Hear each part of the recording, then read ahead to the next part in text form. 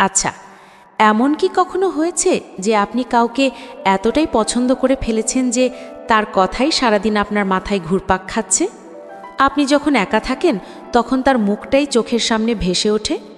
হয়তো আপনি ভাবেন, ইস, যদি সেও আমার কথা এভাবেই ভাবত। কাউকে পছন্দ করাটা তো খুবই স্বাভাবিক একটা ব্যাপার, তাই না? কিন্তু একবার ভেবে দেখুন তো, যদি এমন কোনো উপায় থাকতো যার মাধ্যমে আপনি শুধু কারো পছন্দের মানুষ হবেন না, বরং তার ভাবনার জগৎটাকেই নিয়ন্ত্রণ করার ক্ষমতা অর্জন করতে পারবেন, তার দিন রাতের নেশা হয়ে যাবেন। শুনতে কিছুটা ফিল্মি মনে হলেও মানুষের মনস্তত্ত্ব বা সাইকোলজি ঠিক এভাবেই কাজ করে। আজ আমরা ভালোবাসার সেই অন্ধকার গলিতে ডুব দেব যেখানে সাধারণ নিয়মকানুন ভেঙে তীব্র আবেশ বা অবসেশন জন্ম নেয়। আজ আমরা কোনো মিষ্টি প্রেমের টিপস নিয়ে কথা বলতে আসিনি, বরং আমরা সেই সব ভয়ঙ্কর কিন্তু আকর্ষণীয় ডার্ক সাইড কৌশলগুলো ফাঁস করব, যা দিয়ে আপনি শুধু কারো মন জয় করবেন না, বরং তার পুরো ভাবনার জগৎটাকেই নিয়ন্ত্রণ করার ক্ষমতা অর্জন করতে পারবেন। তাই আজকের এই বিপজ্জনক কিন্তু আকর্ষণীয় আলোচনায় আমরা একসাথে শিখব কিভাবে কাউকে নিজের প্রতি আবিষ্ট করে তোলা যায়। আজকের আলোচনার পর আপনার লাভ লাইফে স্টিয়ারিং হুইলটা আর অন্য কারো হাতে থাকবে না, সরাসরি আপনার হাতে চলে আসবে। প্রথম ধাপ, আবেগের রোলার কোস্টার। তাকে আপনার নেশায় আসক্ত করুন। মানুষ যুক্তির দাস নয়, মানুষ আবেগের দাস। আর যে মানুষের আবেগকে নিয়ন্ত্রণ করতে পারে সেই তাকে নিয়ন্ত্রণ করতে পারে। কাউকে নিজের প্রতি আবিষ্ট করে তোলার প্রথম এবং সবচেয়ে শক্তিশালী কৌশল হলো তাকে একটি তীব্র আবেগের রোলার কোস্টারে চড়িয়ে দেওয়া। ব্যাপারটা কি? সম্পর্কটাকে কখনোই একঘেয়ে সম্পাট বা অনুমানযোগ্য হতে দেবেন না। আপনার সম্পর্কটা যেন একটা বাংলা সিনারের মতো হয়। আজ চরম রোম্যান্স তো কাল চরম ড্রামা। তাকে একদিকে যেমন তীব্র আনন্দ বা প্লেজার দিন, তেমনি অন্যদিকে তীব্র যন্ত্রণা বা অনিশ্চয়তার মধ্যে ক্রমাগত ঘোরান। ধরুন আজ আপনি তাকে এমনভাবে অনুভব করালেন যে সে আপনার জীবনের রানী বা রাজা। তার ছোট ছোট বিষয় নিয়েও এমন প্রশংসা করলেন যা সে তার প্রাক্তনদের কাছ থেকেও কখনো পায়নি। তাকে এমন সারপ্রাইজ দিলেন যা সে কল্পনাও করতে পারেনি। তাকে বোঝান আপনার সাথে থাকলে তার জীবনটা করণ জোহরের সিনেমার মতো রঙিন হয়ে যাবে। সব কিছু গ্র্যান্ড, সব কিছু সুন্দর। ঠিক যখন সে আপনার ভালোবাসায় হাবুডুবু খাচ্ছে, ঠিক তখনই হঠাৎ করে একটু দূরত্ব তৈরি করুন। মেসেজে রিপ্লাই দিতে দেরি করুন, ফোন কম ধরুন, নিজের কাজ বা বন্ধুদের নিয়ে ব্যস্ত হয়ে পড়ুন। সে যদি জিজ্ঞেস করে কি হয়েছে, সহজভাবে বলুন, কিছু না, একটু স্পেস দরকার। এই স্পেস শব্দটা পারমাণবিক বোমার মতো কাজ করবে। সে সারাক্ষণ ভাববে, আমি কি কোনো ভুল করলাম?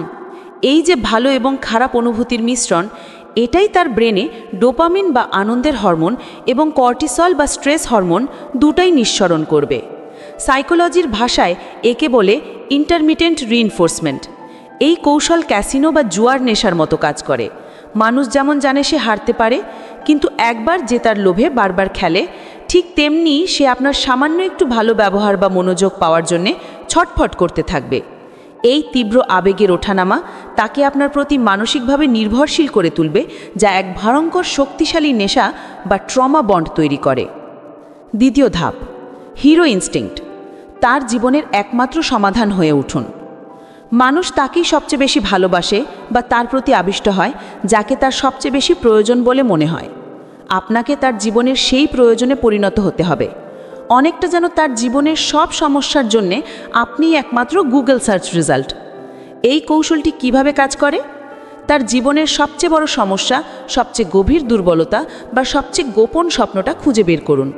তারপর নিজেকে সেই সমস্যার একমাত্র সমাধান বা সেই স্বপ্নের একমাত্র পথ হিসেবে প্রতিষ্ঠা করুন। আমাদের সবার মধ্যেই একজন ড্যামসেল ইন ডিস্ট্রেস বা বিপদে পড়া নারী বা একজন লস্ট বয় বা পথ হারানো বালক লুকিয়ে থাকে, যে চায় কেউ এসে তাকে উদ্ধার করুক। যখন আপনি সেই ত্রাতা বা হিরোর ভূমিকা পালন করেন, তখন আপনি শুধু তার প্রেমিক বা বন্ধু থাকেন না, আপনি তার কাছে একজন রক্ষাকর্তা, একজন মসিহা হয়ে ওঠেন। এর জন্যে আপনাকে একজন গভীর শ্রোতা হতে হবে।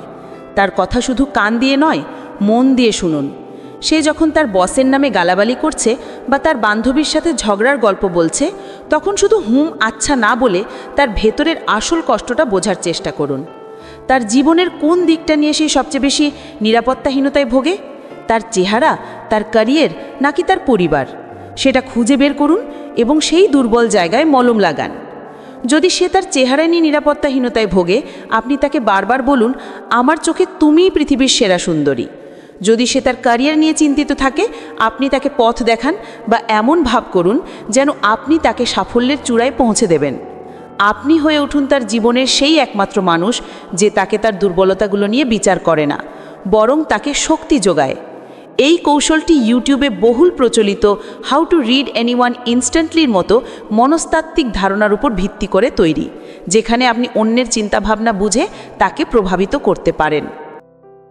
তৃতীয় ধাপ, রহস্যের জাল তৈরি করুন। নিজেকে একটি অসম্পূর্ণ পাজল বানান। মানুষ সেই পাজলটা সমাধান করতে সবচেয়ে বেশি ভালোবাসে যার কয়েকটা টুকরো হারিয়ে গেছে। আপনাকে সেই অসম্পূর্ণ পাজল বা ক্রিস্টোফার নোলানের সিনেমার মতো জটিল হয়ে উঠতে হবে। কৌশলটা কি? নিজের সম্পর্কে কখনোই সব কিছু উজাড় করে দেবেন না। নিজের জীবনে, নিজের অতীতে বা নিজের ভাবনার জগতে এমন কিছু রহস্য বা অসম্পূর্ণতা রেখে দিন যা তাকে সারাক্ষণ আপনার সম্পর্কে ভাবতে বাধ্য করবে। মনোবিজ্ঞানে একে বলা হয় জাইগার্নিক এফেক্ট। যখন কোনো কাজ বা গল্প অসম্পূর্ণ থাকে, তখন আমাদের ব্রেন সেটা নিয়ে বারবার ভাবতে থাকে যতক্ষণ না সেটা সম্পূর্ণ হয়। যখন আপনি নিজের সম্পর্কে একটা রহস্য তৈরি করেন, তখন আপনি তার মস্তিষ্কে একটা ওপেন লুপ তৈরি করে দেন। সে অবচেতন মনে সারাক্ষণ সেই লুপটা বন্ধ করার চেষ্টা করতে থাকে, অর্থাৎ আপনার সম্পর্কে ভাবতে থাকে। আর মনোবিজ্ঞান বলে, আমরা যার সম্পর্কে যত বেশি ভাবি তার প্রতি তত বেশি আকৃষ্ট হই। কিভাবে করবেন? একটা গোপন গল্প তৈরি রাখুন। এমন একটা গল্প ভাবুন যা আপনার জীবনের কোনো কষ্ট, কোনো ব্যর্থতা বা কোনো ভয়ের কথা বলে। সাবধান, এটা কিন্তু আপনার আসল সবচেয়ে গভীর দুর্বলতা হওয়ার দরকার নেই। এটা হতে পারে একটা নিয়ন্ত্রিত প্রকাশ বা কিছুটা বানানো গল্প। সঠিক মুহূর্তের অপেক্ষা করুন।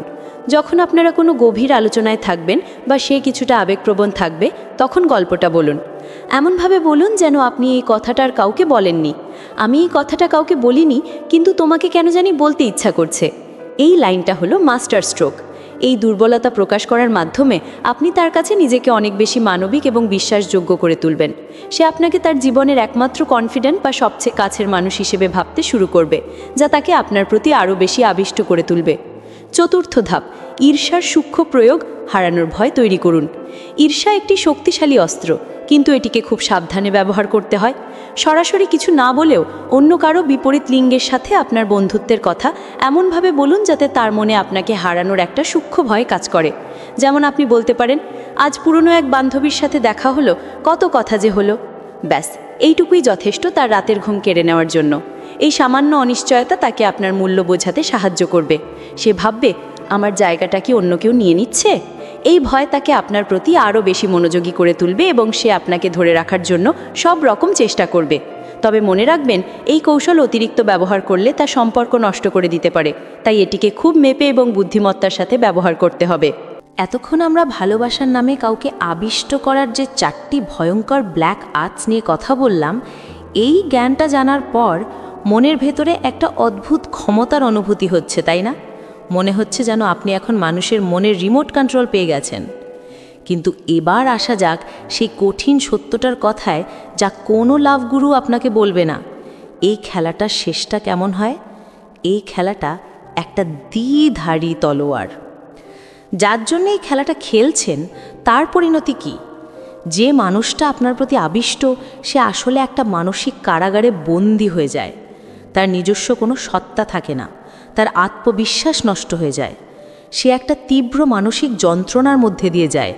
সে হয়তো আপনাকে ভালোবাসে না, সে আসলে আপনার তৈরি করা ভ্রম বা মায়ার নেশায় আসক্ত। আর আপনার জন্য পরিণতি? আপনি যে খেলাটা খেলছেন, আপনি হয়তো ক্ষমতার একটা সাময়িক আনন্দ পাবেন, কিন্তু আপনি কখনো সত্যিকারের ভালোবাসা বা মানসিক শান্তি পাবেন না। কারণ আপনি জানবেন যে মানুষটা আপনার জন্য পাগল, সে আসলে আপনাকে ভালোবাসে না, সে ভালোবাসে আপনার তৈরি করা ভূমিকাটাকে। আপনি সারা জীবন একটা মিথ্যার উপর দাঁড়িয়ে থাকবেন, আর হয়তো নিজের ভেতরের আসল মানুষটাকেই হারিয়ে ফেলবেন। আপনিও হয়ে উঠবেন আপনার নিজের খেলারই একজন বন্দী। আসল ক্ষমতা কাউকে আবিষ্ট করায় না। আসল ক্ষমতা হলো এমন একজন মানুষ হয়ে ওঠা যার ব্যক্তিত্ব, যার চরিত্র, যার সততা দেখেই মানুষ স্বাভাবিকভাবে স্বাস্থ্যকর উপায়ে তার প্রতি আকৃষ্ট হয়। মনে রাখবেন, সত্যিকারের ভালোবাসার স্বাধীনতা দেয়, খাঁচায় বন্দি করে রাখে না। কাউকে নিয়ন্ত্রণ করার চেয়েও কারোর ভরসা অর্জন করা অনেক বেশি শক্তিশালী। যদি আজকের এই সাহসী আলোচনা আপনার চিন্তার জগৎকে একটুও নাড়া দিয়ে থাকে এবং আপনি সম্পর্কের এই ডার্ক গেম সম্পর্কে আরও জানতে চান, তাহলে এই যাত্রায় আমার সাথে থাকতে ভুলবেন না। আপনার অভিজ্ঞতা বা মতামত কমেন্টে জানান। ভিডিওটি ভালো লাগলে অবশ্যই একটি লাইক দিন এবং এই ধরনের আরও ভিডিওর জন্য চ্যানেলটি সাবস্ক্রাইব করে আমাদের পাশে থাকুন। ধন্যবাদ।